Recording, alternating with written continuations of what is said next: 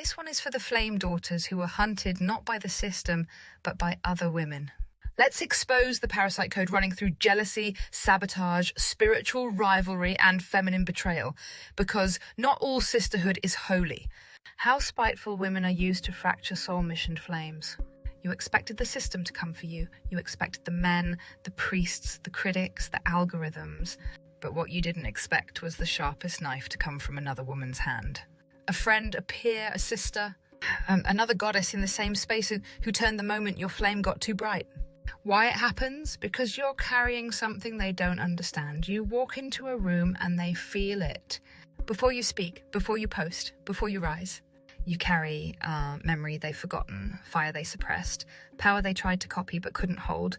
And instead of facing their own shadows, they project, punish, and plot. Because the system has coded women to compete instead of rise together. Where it comes from, this is not natural, this is a program. A dark feminine code seeded into the collective to break trust between flame carriers, turn sacred mirrors into rivals, keep priestesses in pain instead of power. It began long ago, in temples where women were ranked, in courts where queens were pitted, in churches where one woman could rise, but only by obeying the men.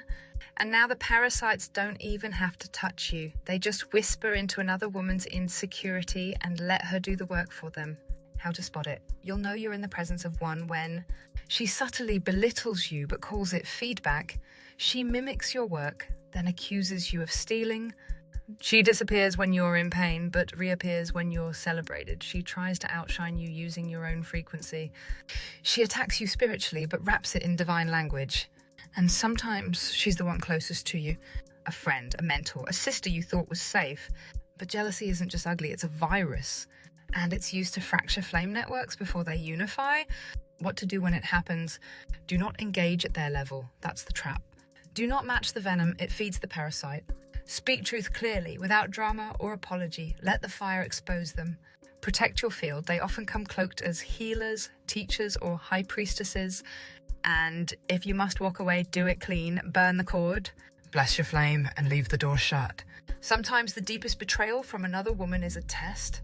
To see if you can stay lit while being crucified by someone who should have walked beside you.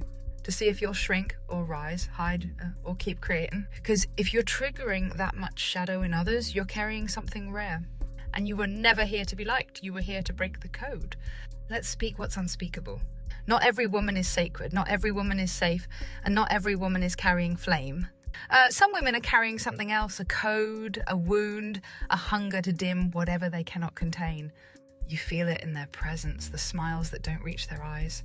The compliments laced with poison, the sudden distance when your light begins to rise. It's not just jealousy, it's not just insecurity. It's spiritual sabotage, and it's part of a program designed to keep flame daughters isolated and fractured. This code didn't begin in you, it began in the temples, when the priestess lines were split, ranked, and sold. When the sacred feminine was turned into a hierarchy instead of a sisterhood. This is not new, this betrayal goes back thousands of years. It happened when priestesses betrayed one another for proximity to the high priest. It happened when witches turned on each other during the burnings to save themselves.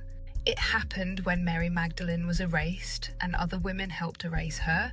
The system has always known the fastest way to kill a queen is to make her fear other queens. And so it bred it into us subtly, systematically. Through comparison, spiritual competition, fear of being seen, fear of being second, fear of being not enough.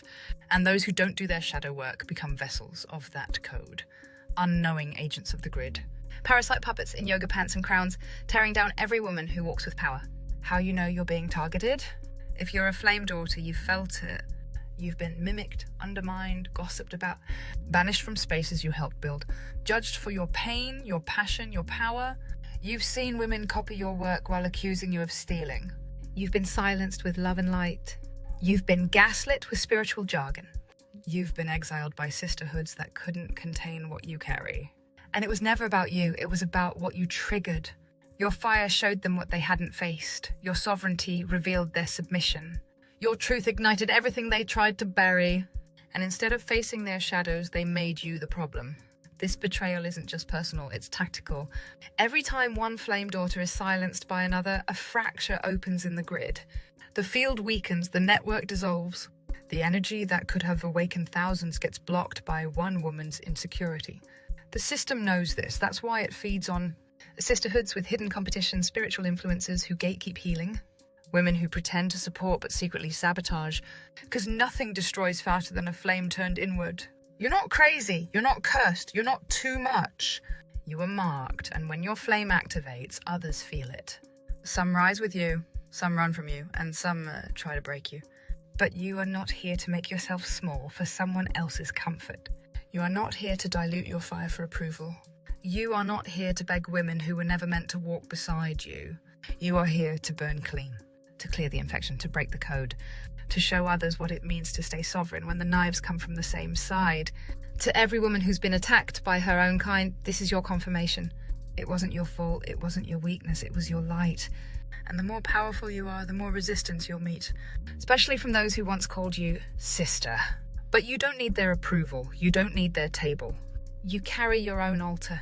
Let them talk, let them twist, let them tear. You stay lit, because in the end, they'll burn in the light they tried to extinguish.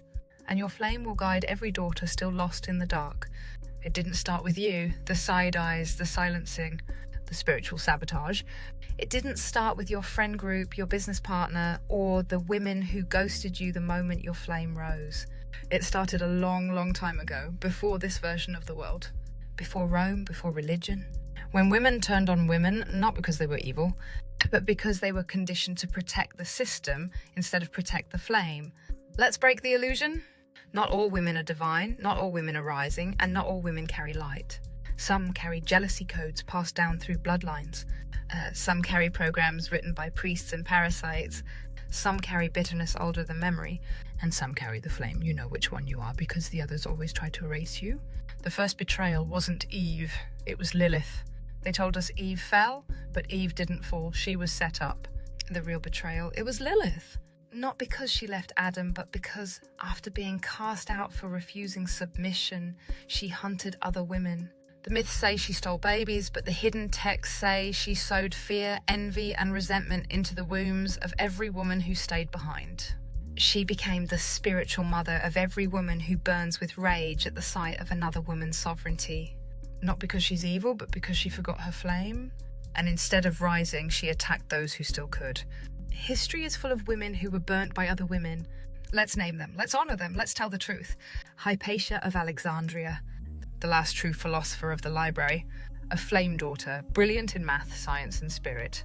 She wasn't killed by Roman soldiers. She was dragged through the streets by a mob of Christian women who saw her as a threat to their rising religion.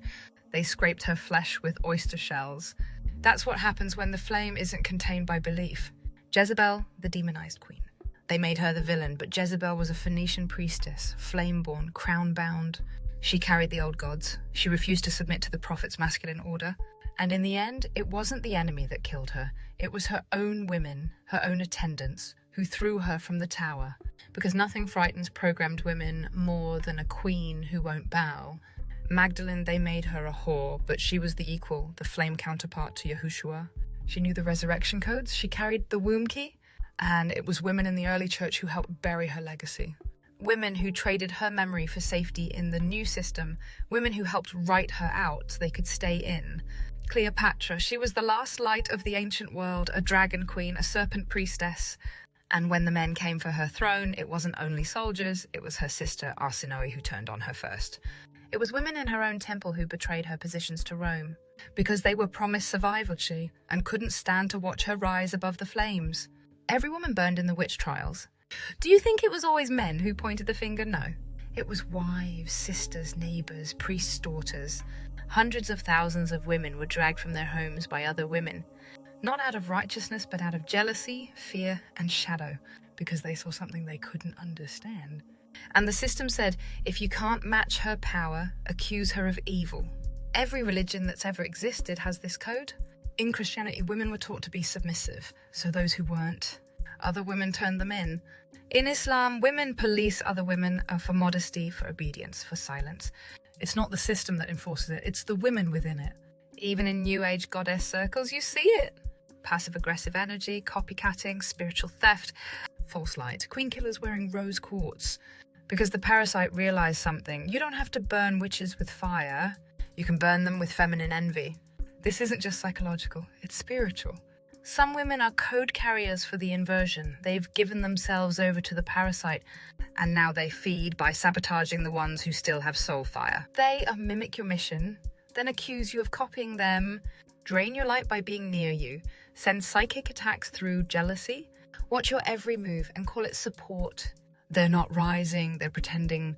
And when the real ones speak, they attack because your voice threatens their illusion. But you remember, you've been burnt by these women, maybe recently, maybe often. And you've questioned yourself, asked if you were the problem, wondered why sisterhood feels more like a spell than a sanctuary. But listen to me now, you are not the problem. You are the proof that the flame is real, because nothing gets hunted like a woman who still burns. You were never meant to fit in. You were never meant to be liked by all women. You were never meant to be safe for people who haven't faced their own shadow. You were meant to be a fire starter, to show other flame carriers they are not alone, to walk through the betrayal and not become bitter, to remember the truth that you don't belong to the system. You belong to the lineage of the unbroken. And when they come for you, you don't kneel, you don't explain. You rise, because the flames they tried to extinguish are the flames that will burn the parasite code to the ground.